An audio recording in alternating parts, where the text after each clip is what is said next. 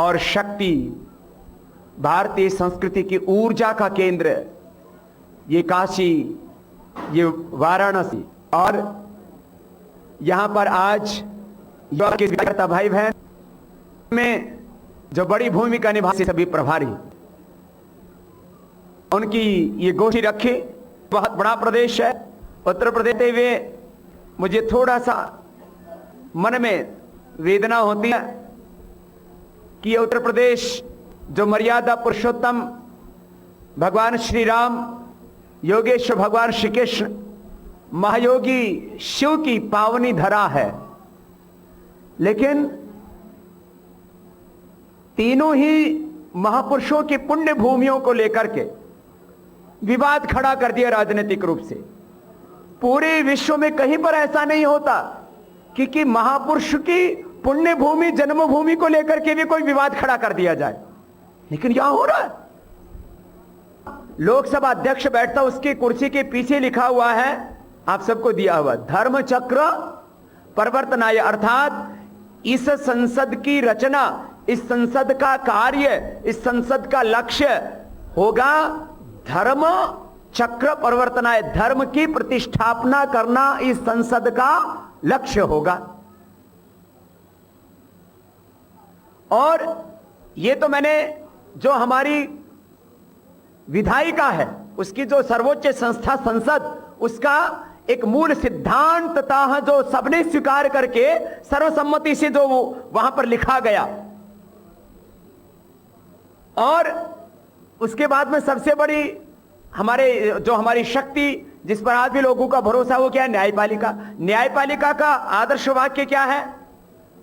यतो धर्मस् ततो, भारत का सर्वोच्च न्यायालय, उसका जो लोगो है, उसका जो सिद्धांत वाक्य है, उसका जो आदर्श वाक्य है, दर्शन है, वो क्या है?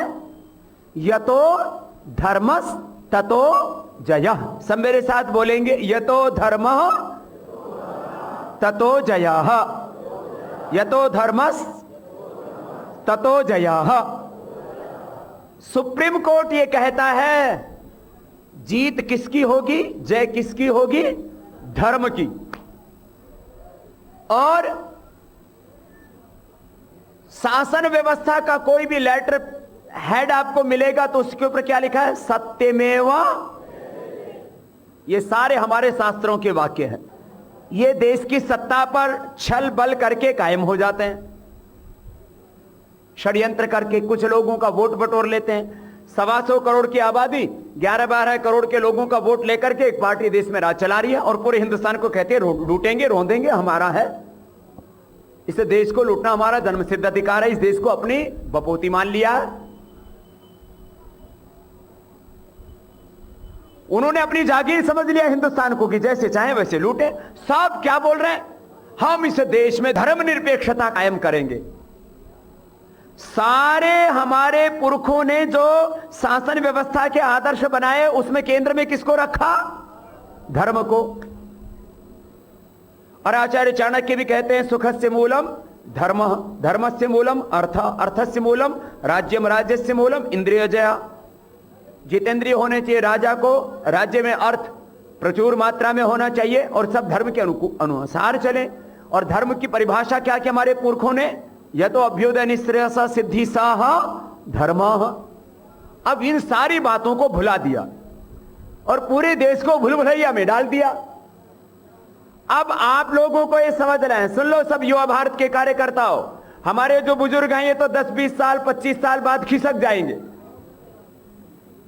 किसी की 10, किसी की 20-25 साल की उम्र है। आपको 50 से लेकर 75 साल तक यहीं पर जीना है।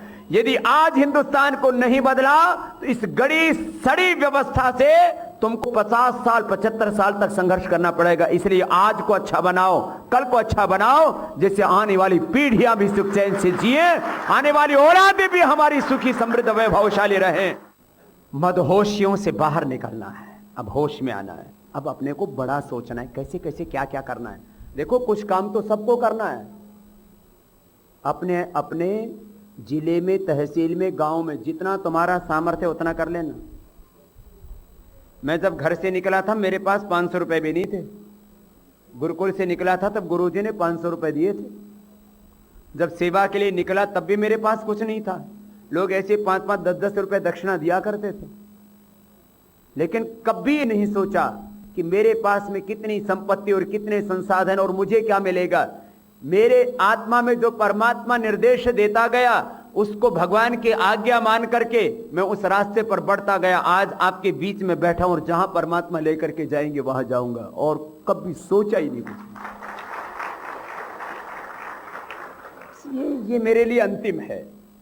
चलो मैं तो आपको कह देता हूं ऐसे करो भाई, ऐसे करो। अब ये जिले में, तहसील में, अब गांव में, प्रखंड में, बूथ पर जाओ। बूथ पर जो मजबूत होगा जीत उसकी होगी। 1 बूथ 11 यूथ ये कार्यक्रम है। सत्ता बदलनी है, व्यवस्था बदलनी। मुझे कौन डायरेक्शन देता है?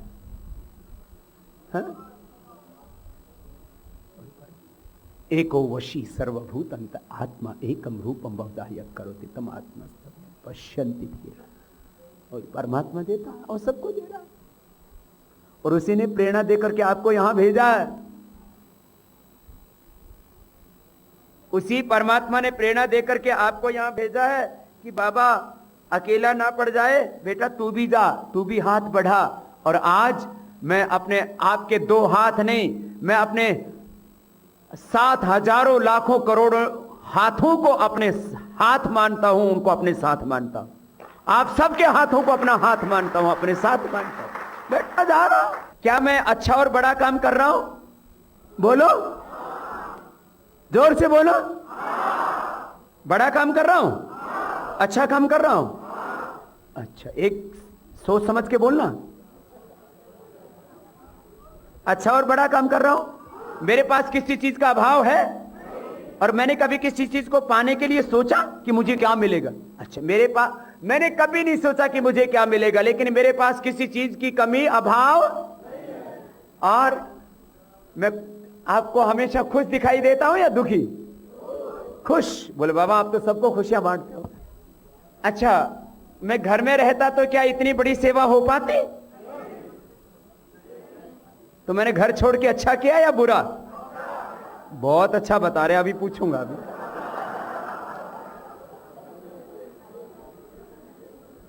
तो आप सबने कहा कि बाबा जी आप बहुत खुश हो, और हम भी सब खुशी रहना चाहते हैं और अच्छा बड़ा काम करना चाहते हैं, और हम चाहते हैं हमारी जिंदगी में किसी चीज की कमी ना हो, और हम भी कुछ।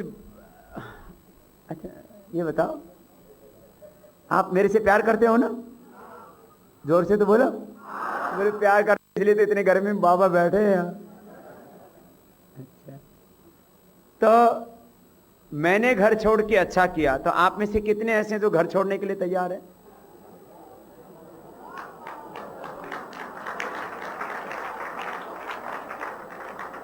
बस एक ही शर्त है, शादीशुदा नहीं होना चाहिए।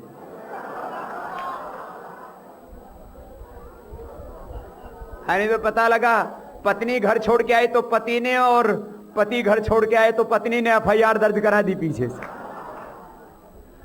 शादीशुदा नहीं होना चाहिए। और शादी करना ही कोई जिंदगी का अंतिम मकसद है क्या? अरे ये तो जीवन बहुत बड़ा है, इसमें अनेक जन्मों के कर्मा से संस्कार, इस जन्म के भी हमारे कर्म इसके साथ जुड़े हैं, स्वभाव जुड़ा, बहुत बड़ा है जीवन का प्रवाह। इसमें तो हमें हमारी अनंत की यात्रा है, ये हमारा गंतव्य है। सुनो, आप में से कितने ऐसे हैं जो शादीशुदा नहीं है? बस इतने ही है बिना शादीशुदा, बाकी सब करके बैठे हैं। बड़े होशियार हो। कोई बात नहीं। हाँ, आजकल कुछ जल्दी कर लेते हैं शादी। अच्छा सुनो, अच्छा ये बताओ, ये मेरे वाला रास्ता अच्छा है या गलत? जोर से बोलो। अच्छा है या बहुत अच्छा? तो बहुत अच्छा रास्ता पर अब मुझे ही चलना चाहिए, आपको भी? तो कितने ऐसे हैं जो मेरे साथ चलने के लिए तैयार है? हरिद्वार लेके जाऊंगा, फिर वापस नहीं आओगे, लौट करके काशी विश्वनाथ। जरा हाथ उठा के रखना, मैं गिन लेता हूं। ऊपर वाले भी, ऊपर वाले तो कुछ ज्यादा ही मेहरबान है। बोलो भारत माता की, अखंड भारत की। ये कोई हैसियत नहीं छोड़ी है। 18वीं शताब्दी तक जिस भारत की अर्थव्यवस्था का पूरी दुनिया में डंका था, पूरे विश्व की अर्थव्यवस्था में 25% हमारी भागीदारी थी, आज 1.5 पर है। जब देश आजाद हुआ था तब रुपए की कीमत डॉलर के मुकाबले माने 5 रुपए में $1 मिलता था, 3 रुपए में 1 पाउंड मिलता था। ये उस समय की कीमत थी, ये हालात थी हमारी। 1, 3, 5 का फासला था। मैंने पूरा 1918 से लेकर के पूरी रुपए की कीमत निकलवाई, 18वीं शताब्दी से लेकर के 19वीं शताब्दी तक, और अब तक कभी भारत इतना कमजोर नहीं रहा। तो पूरा एक षड्यंत्र किया जा रहा है, क्योंकि दुनिया में भारत जितना ताकतवर देश कोई भी नहीं है, आज भी नहीं है। तो ये पूरा षड्यंत्र करके आज हमको इस हालात में खड़ा कर दिया, भूखे नंगों की श्रेणी में, कि बस तुम तो खाना खाओ और हमको वोट दे दो, हम जैसे भी चाहें वैसे देश चलाएंगे। तो खाना देते तो अपने खजाने से दो ना, जो तुम्हारा काला धन है। इन सारे लुटेरों को इनकी औकात बतानी है, उसके लिए आपको सबसे पहली तैयारी 2014 की करनी है, फिर 2019 और 24 और 2050 तक इस भारत को दुनिया की सबसे बड़ी ताकत के रूप में खड़ा करना है। ये आज के बैठक का निष्कर्ष। अब आपको क्या क्या करना है, ये अगले चरण की भूमिका। अब आप नोट कीजिए आपको क्या क्या करना है, क्योंकि इतनी बातें सुनने के बाद आपका शायद दिमाग जवाब दे गया होगा। लिख लो क्या क्या करना है। ये गंभीर कार्य है। देखो आपको क्या क्या करना है वो आप वाला समझ लो, क्योंकि पूरी दुनिया कैसे चलेगी, उसमें भारत की क्या भूमिका होगी, फिर ये कैसे सारा देश कैसे होगा, इसकी जिम्मेदारी हमने ली हुई है ना, तो ये चिंता हम पर छोड़ दो। आपको क्या करना है वो करो, ठीक है ना। तो इस प्रक्रिया को मैं आगे शुरू करता हूं।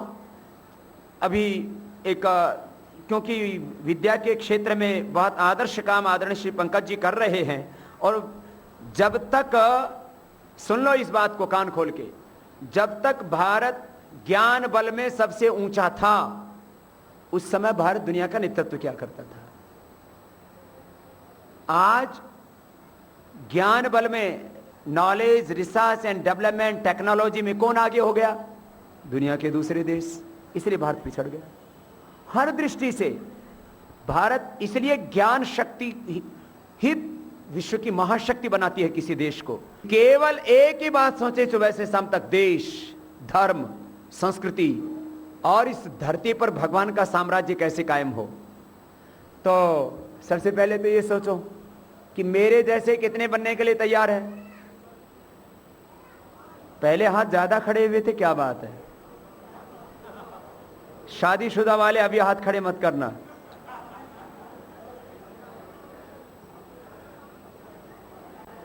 कुछ तो बोले बाबा जी हम तो बच्चों के साथ ही आ जाएंगे। मेरे जैसा होने का मतलब, मैंने संकल्प कर रखा है, जिन्होंने मेरी भारत माता की इज्जत को लूटा है मैं उनको नहीं छोड़ूंगा। मेरे लिए भारत एक मिट्टी का टुकड़ा नहीं है। मेरे लिए भारत मां है। मेरी मां को जिन्होंने घायल किया है, मेरी मां के साथ जिन्होंने क्रूरता की है, दुराचार किया है, व्यभिचार किया है, बलात्कार किया, उसके जिस्म को जर्जरित कर दिया है, जिन्होंने मेरी भारत की इज्जत, भारत माता की आबरू को लूटा है ना, मैं उनको नहीं छोड़ूंगा। मैंने ये सोचा हुआ है। और ये जो जुनून है, ये एक क्षण का नहीं। जैसे तुम अपनी आंखों के सामने अपनी मां का खून देखो तो तुम्हारा खून खोने लगता है। मैं हर दिन अपनी भारत माता को नीलाम होता हुआ देखता हूं, और मैं भारत माता को जिन्होंने नीलाम किया है उनको अपनी औकात बताऊंगा। ये संकल्प मैंने लिया हुआ है। ऐसे ही संकल्प से अनुप्राणित मैं आप युवक और युवतियों में से कुछ ऐसे भाइयों को अपने साथ देखना चाहता हूं जो सुबह से शाम तक केवल भारत माता के बारे में सोचें। योगी श्री अरविंद कहते मेरे जीवन के 3 पागलपन है। एक तो ये कि ये जीवन भगवान का उपहार है, भगवान की देन है, भगवान के अनुग्रह से मिला, और इस जीवन और जगत के मूल में, इस पिंड और ब्रह्मांड के मूल में उसी की शक्ति, मुझको जानना है। दूसरा, जीवन के लिए जितना नितांत आवश्यक है उतना अपने लिए रख करके मुझे बाकी जो कुछ मिला है वो सब सेवा में लगाना है। और तीसरा, मेरे लिए भारत मात्र एक मिट्टी का टुकड़ा नहीं, मेरी माँ है। मेरी माँ जो है घायल हो, कहरा रही हो, चीख रही हो, चित्कार रही हो, पुकार रही हो, और मैं भोग विलास करता रहूं, ये मुझे शोभा नहीं देता। इसलिए मैंने शादी नहीं की, क्योंकि मेरी माँ बर्बाद हो रही है, तो मैं शादी करके क्या जश्न मनाऊं। तो कुछ ऐसे लोग होने चाहिए जो 24 घंटे इसी संकल्प में जिए कि मेरे लिए मेरी भारत माता सबसे ऊपर है, क्योंकि मेरी भारत माता बचेगी तो मेरा पूरा देश बचेगा, 125 करोड़ लोग बचेंगे और उनकी जिंदगी में खुशियां और खुशहाली आएगी। ये संकल्प होना चाहिए, ये इतना ऊंचा। बाकी जो सामान्य खेती है, घर गृहस्थी है, नौकरी है, व्यापार है, धंधा है, दुकानदारी है, तो सब कर ही रहे हैं ना, ये कोई बड़ा काम थोड़ी ना है, करते रहे ना। लेकिन कुछ लोग इस संकल्प के साथ, आप सबने मुझे स्वीकृति दी है कि बाबा जी आपने घर छोड़ के क्या क्या बोला था, आपने शादी ना करके सन्यास लेकर के अच्छा किया, और मात्र समाधि न लगा करके सेवा कर रहे हो। तो सबने बोला है कि बाबा जी आप खुद खुशहाल और सबको खुशियां और खुशहाली देना चाहते हो, आपका रास्ता एकदम ठीक है। यदि मेरा रास्ता ठीक है तो आपसे मैं पूछ रहा हूं सबसे पहला यही कि मेरे साथ हरिद्वार जाने के लिए कितने लोग तैयार हैं पूरी जिंदगी मेरी तरह से जीने के लिए? जरा खड़े हो जाओ, खड़े हो जाओ जरा।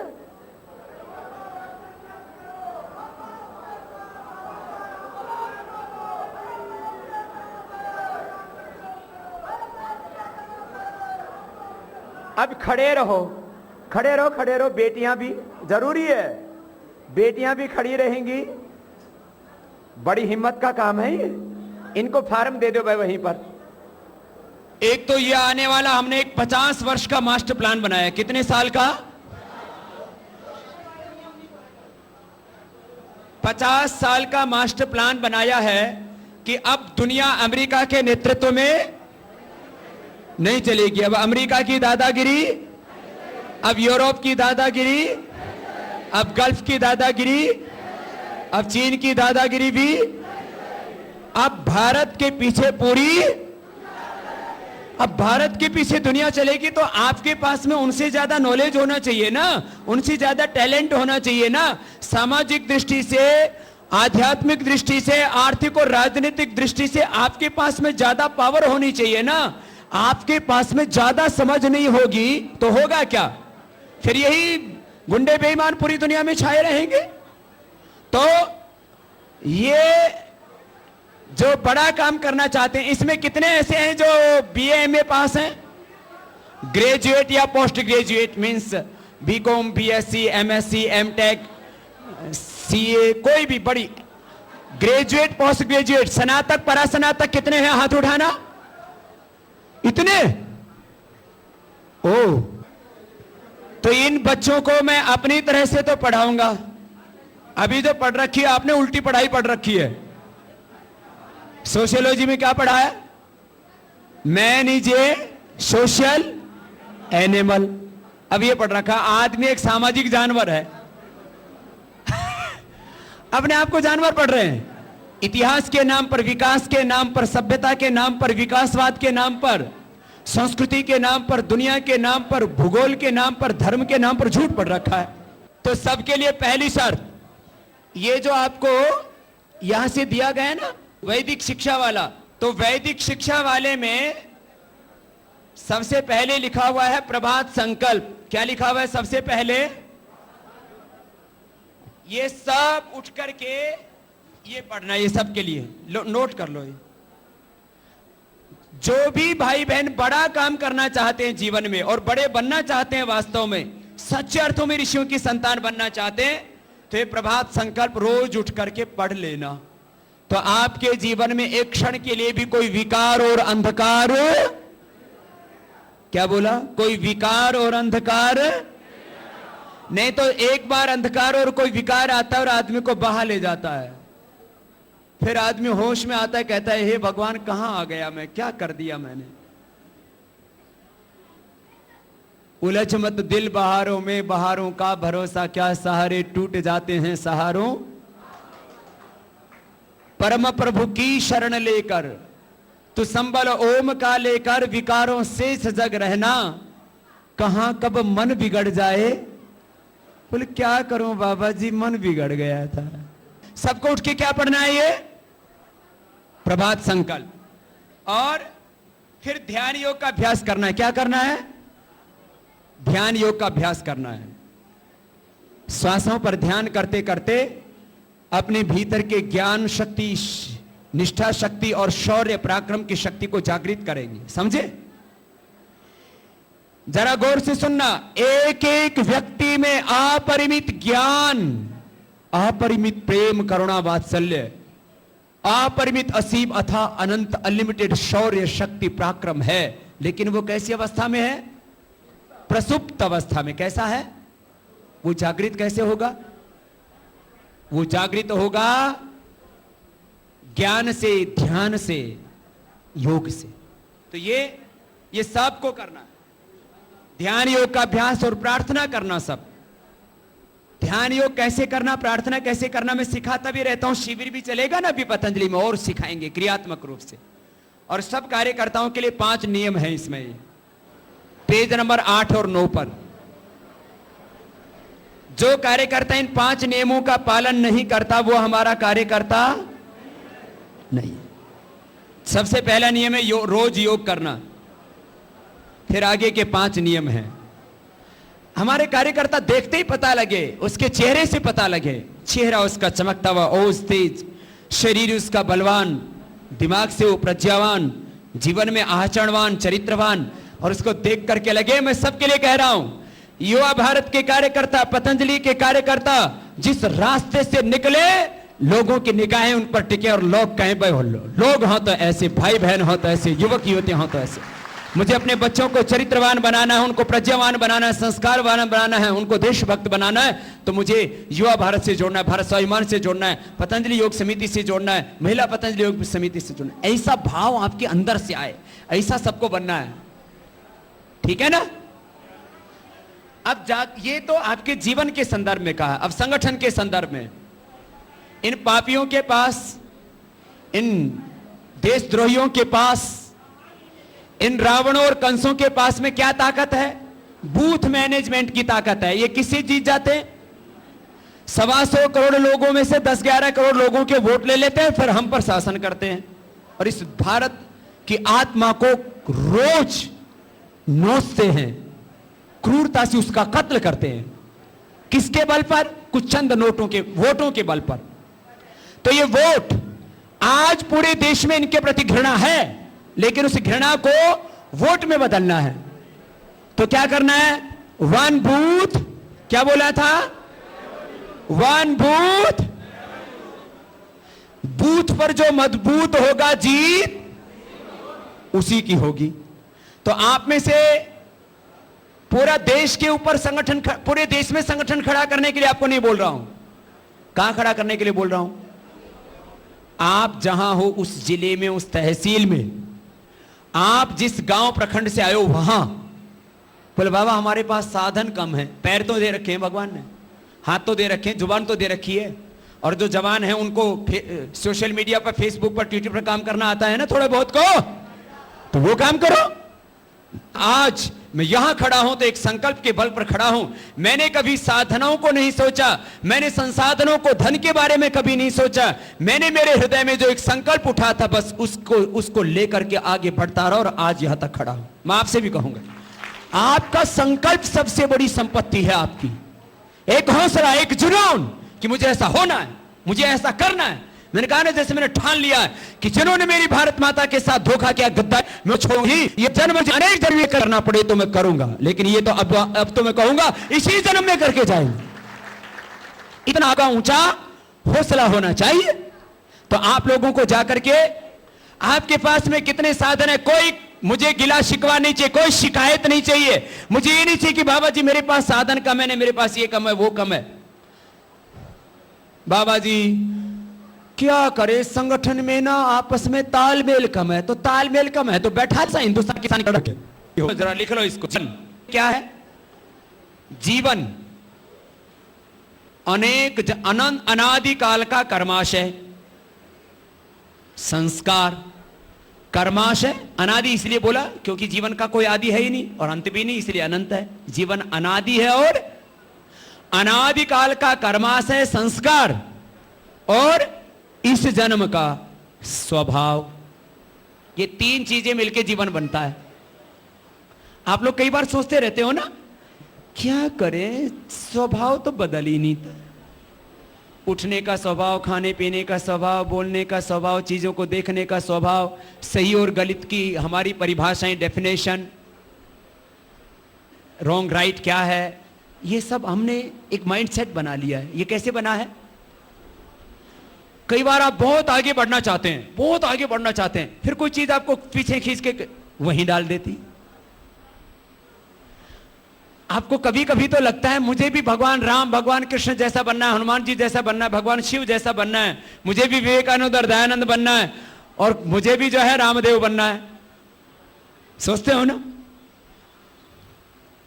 लेकिन फिर कोई चीज आपको ऐसी आती है, फिर कहते हैं हाय राम, कौन दौड़ेगा, ये बाबा तो 20 साल से ना खुद बैठता है ना, वो बैठने देता है, चलो थोड़ी देर आराम ही कर लो। तो शवासन हो गया, सर गई भैंस पानी में। तीन चीजें हैं, कर्माशय, पीछे के कर्म आड़े आ जाते हैं, पीछे के संस्कार आड़े आ जाते हैं।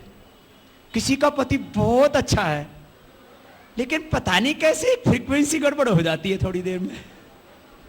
सुन लिया ना?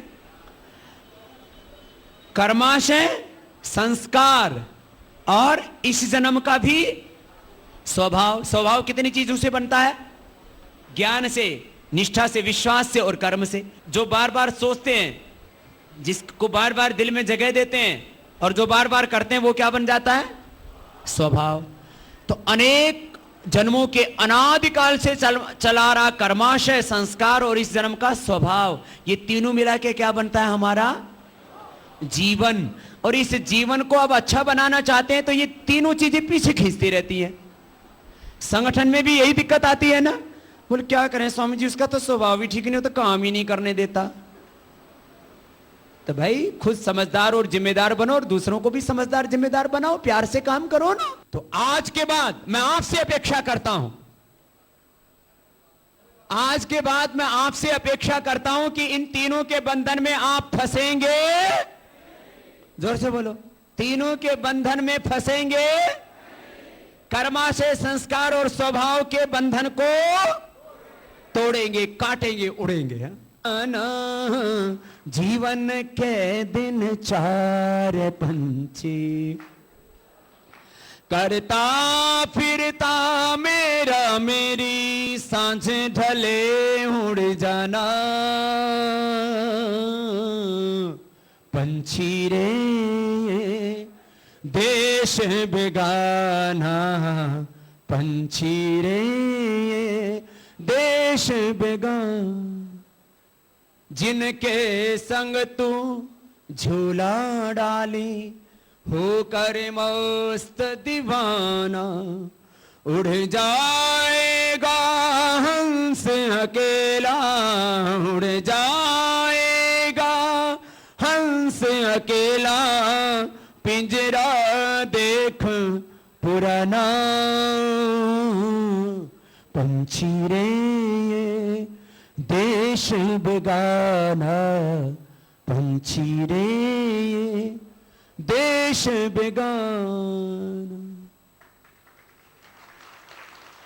उड़ोगे? छोड़ के पिंजरा उड़ जा पंछी, कर ले और ठिकाना। ऐसा रास्ता पकड़ फिर जहां फंसे नहीं, अजर अमर हो जाए। छोड़ के पिंजरा उड़ जा पंछी, कर ले और ठिकाना। बंधे पड़े हो अलग अलग रस्सियों से, कोई काम की रस्सी से, कोई क्रोध की रस्सी से, कोई रसना की रस्सी से, कोई वासना की रस्सी से बंधे पड़े हो। सोच लो कहां पड़े हो, कहां खड़े हो। छोड़ के पिंजरा उड़ जा पंछी, कर ले और ठिकाना। ऐसा राग सुना रे जिससे, ऐसा राग से मिट जाए आना जाना, पंछी रे देश बेगाना, पंछी रे देश।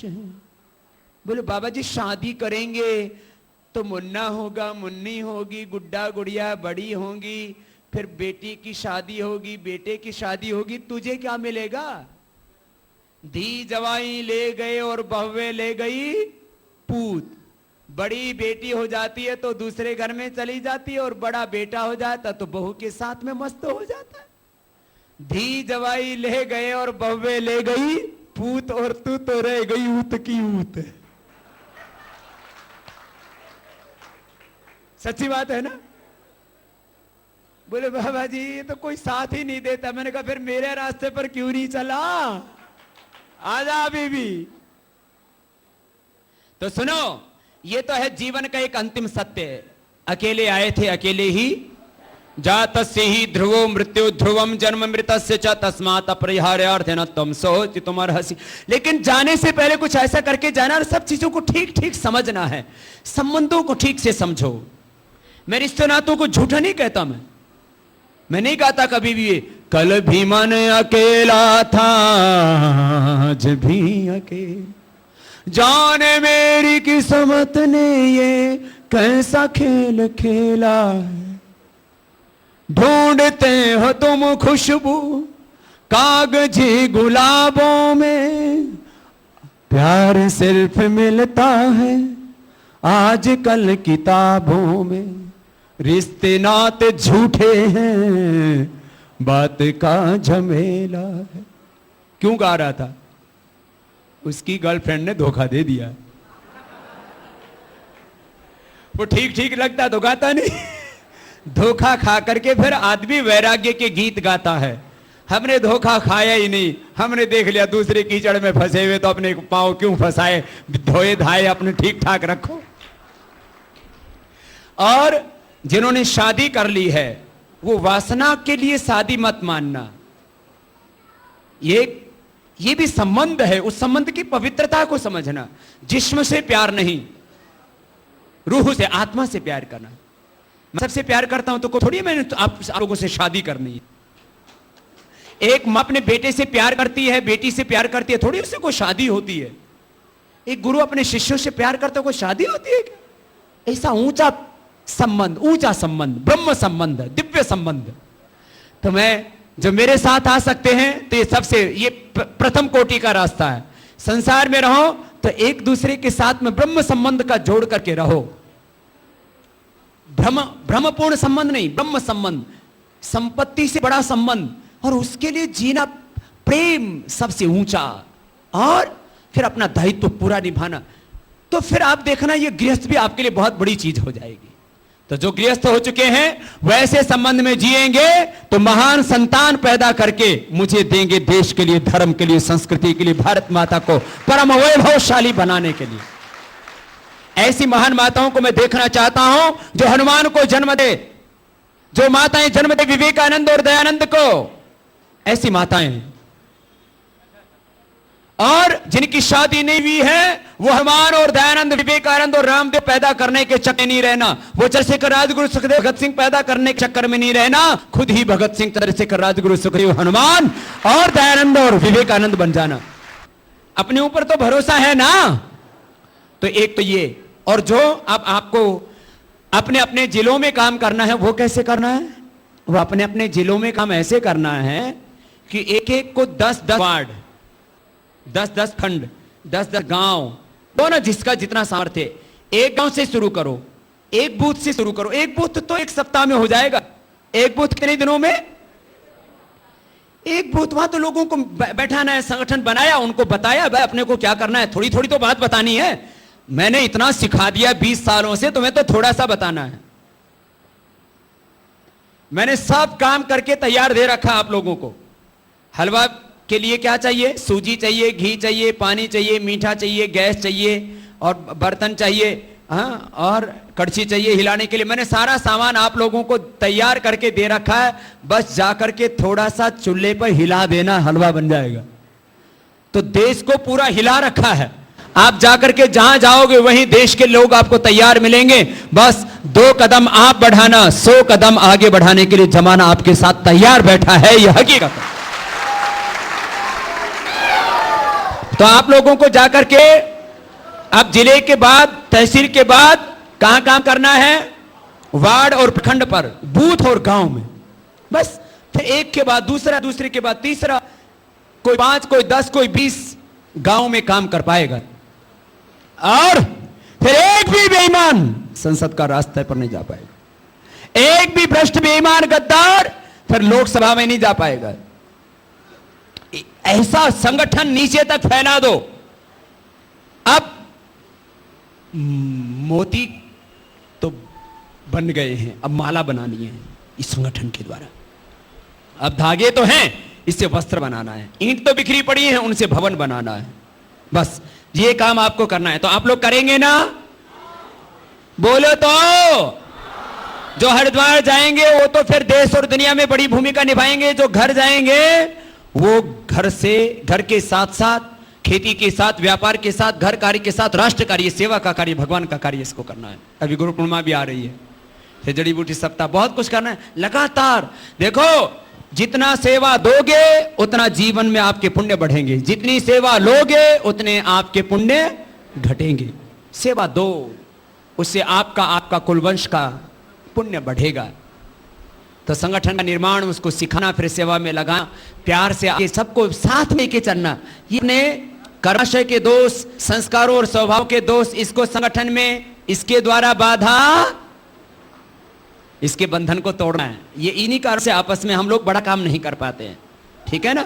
आपकी इस राष्ट्र निष्ठा, योग निष्ठा, गुरु निष्ठा के लिए मैं स्वयं आपका हृदय से प्रणाम करता हूं। आपके भीतर इतना उत्साह, इतना धैर्य, इतना जुनून, और आज के इस अनुष्ठान के लिए और इस राष्ट्र निर्माण के इस अभियान के लिए जिनकी निरंतर बड़ी भूमिका रहती है, ऐसे उन सब वरिष्ठ कार्यकर्ताओं को, हमारे बाईं तरफ बैठे हुए हमारे सभी इन दाताओं को, रामचंद्र जी से लेकर के और तमाम अग्रवाल जी और तमाम भाइयों को एक बार सबकी ओर से बहुत बहुत अभिनंदन है, जिन्होंने इस राष्ट्रीय यज्ञ में हमेशा खूब सहयोग दिया है।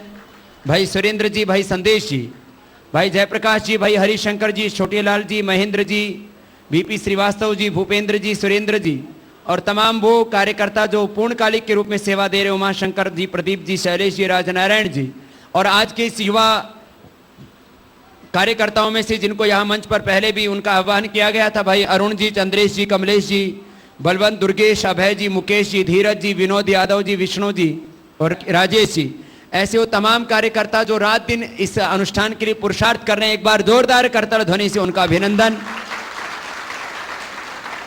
और भाई अदालत जी, भोला जी, अभय जी, राजेश जी, डॉक्टर गिरिजा जी, सुभाष जी, संदीप जी, ऐसे कार्यकर्ता, और कुछ हमारी इन बहनों का नाम नहीं लिखा है, यद्यपि बहनें भी बहुत प्रामाणिकता के साथ काम कर रही हैं। उन बहनों को भी जो रात दिन इस अनुष्ठान के लिए पूरा तप कर रही हैं, एक बार सबकी ओर से बहुत बहुत अभिनंदन है। उसमें हमारी महिला प्रभारी बहनें भी हैं और नई नई युवतियां जो इस कार्य के लिए अब बड़ी भूमिका में आने के लिए तैयार हैं, उन सबको भी आशीर्वाद है। सब जगह संगठन बहुत अग्रणी भूमिका में है। जैसा आप संगठन मुझे चाहिए था वैसा आदर्श संगठन निर्माण होता जा रहा है।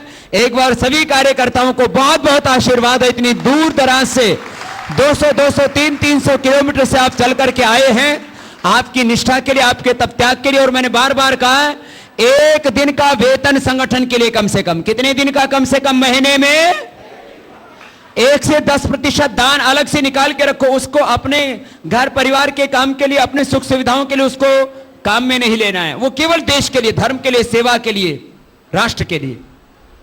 और ऐसे ही जब ऐसे बैठकों में आओ, आंदोलन में आओ, तो 1-2 दिन का खाना अपना साथ में लेकर के चला करो।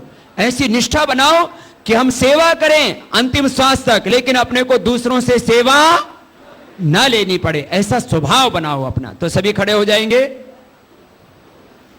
और यहां वैश्य मंडपम के लिए भी एक बार सबके ओर से जोरदार अभिनंदन है, जिन्होंने इतनी सुंदर व्यवस्था यहां पर उपलब्ध करवाई। और चारों ओर से ये खुला हुआ वातावरण, इतनी भयंकर उमस गर्मी के बीच में भी यहाँ आप खूब अच्छे से इस सेवा का लाभ लिया आपने। ओम प्रकाश गुप्ता जी, विनोद गुप्ता जी, माता प्रसाद जी, जयप्रकाश जी, अनिल गुप्ता जी, एक बार मोहनलाल जी, सबका एक बार बहुत बहुत अभिनंदन है।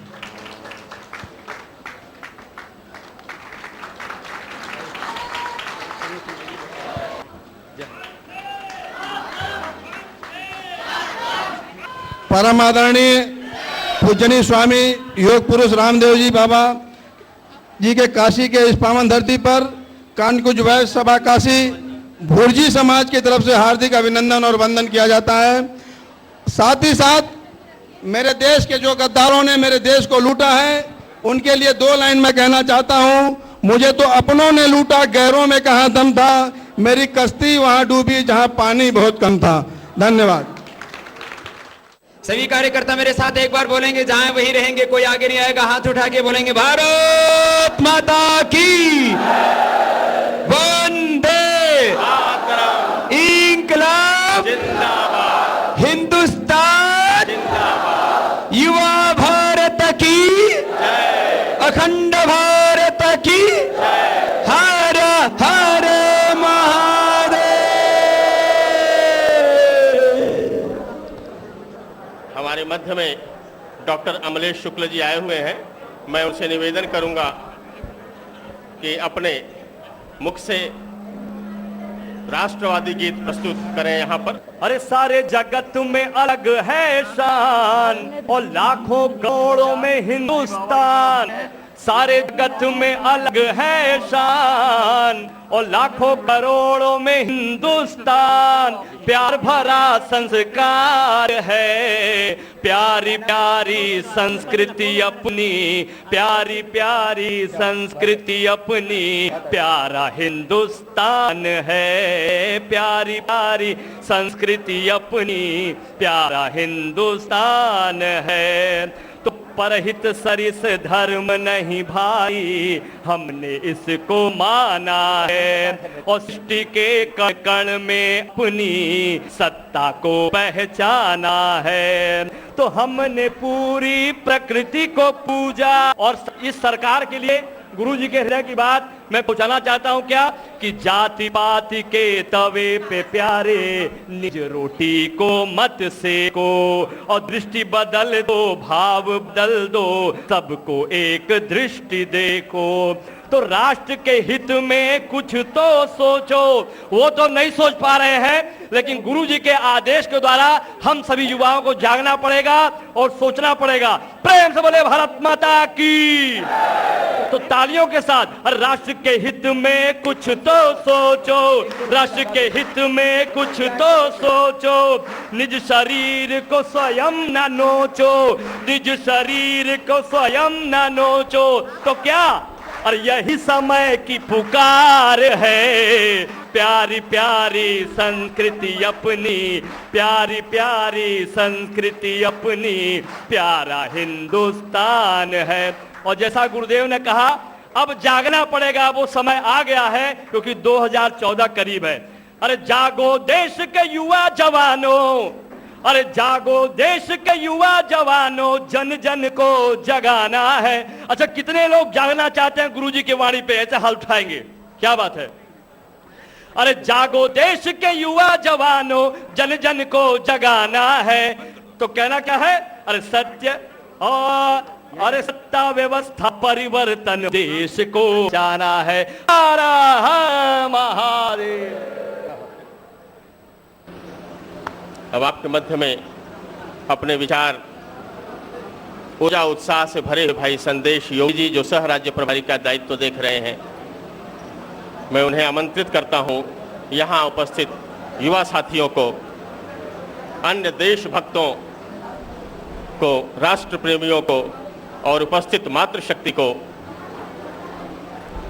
यहाँ पर अपने उद्बोधन के द्वारा युवाओं में जोश भरेंगे, उन्हें प्रेरित करेंगे इस अभियान को आगे बढ़ाने के लिए। भाई संदेश योगी जी। पूज्य महाराज श्री के चरणों में वंदन करते हुए, भाई बहनों,